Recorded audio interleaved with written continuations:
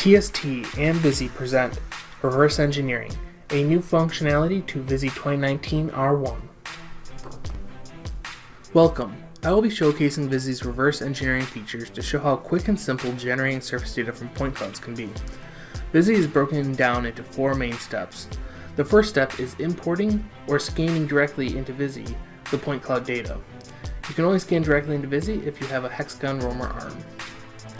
The second step is the ability to create the mesh.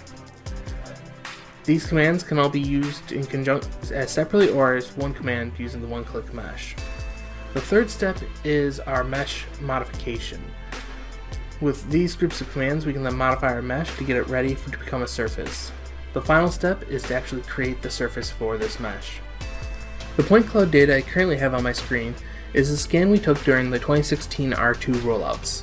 And since I already have this point cloud data imported into my VISI, I can go directly to our step 2, creating the mesh. Initially, this step was broken into separate commands, but now we can use the one-click mesh to do all of them at once, and then if we have to go back and rerun one of those commands, we can run the individual command afterwards.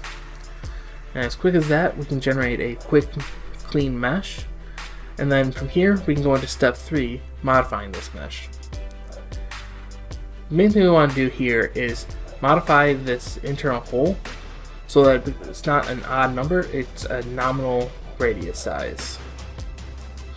We can go ahead and confirm this after we set the correct value. The final step now is to actually create the surfacing for this mesh.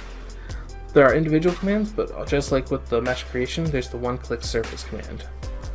This will create a grid and then imprint it into our mesh to then create sections that will generate the surfaces for. One thing nice about these commands is that when you hit preview, it's going to actively update the screen as it's doing its calculations.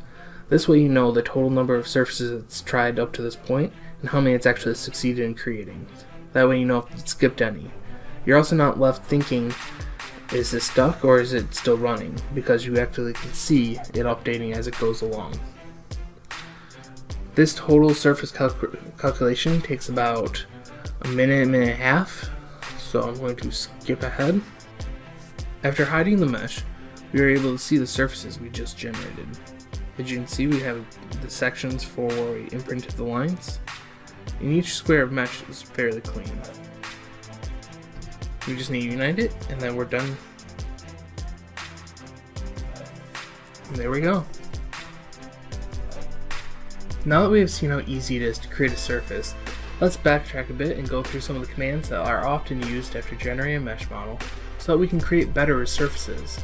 This first command is the fill gaps command, and it is very nice to use as it will highlight all the borders of the model, making it very easy to locate any holes. After we finish selecting our borders and holes that we want to keep, we can then go ahead and fill in the rest of these holes. Once this is done, we can then observe the results, and as we see, it generates very good clean mesh. The second command we will look at is the mesh cleanup, which will check the model and cleans any minor issues automatically. Then, if there are any major issues, it will identify those areas for you so you can manually fix them. Finally, the final set of commands we will look at are the fit commands. These can be used to set radius sizes, make flat areas, or force blends to be cylindrical. As we saw before with the fit to circle, we can force the radius to a nominal size, and then modify the mesh. Once you finish fitting all the holes on the model, you can then move on to the fit to plane command, which allows you to force areas of mesh onto a flat plane so that the surfaces generated later will also be flat. By using the selection deviation mode, we can then find most of the mesh by angular deviation, and then just use a drag window to highlight the small gaps that have been left behind. Confirming that, we can now hit the preview to see the results and see how it flattens the mesh out. The final fit command we're going to cover is using the fit to cylinder.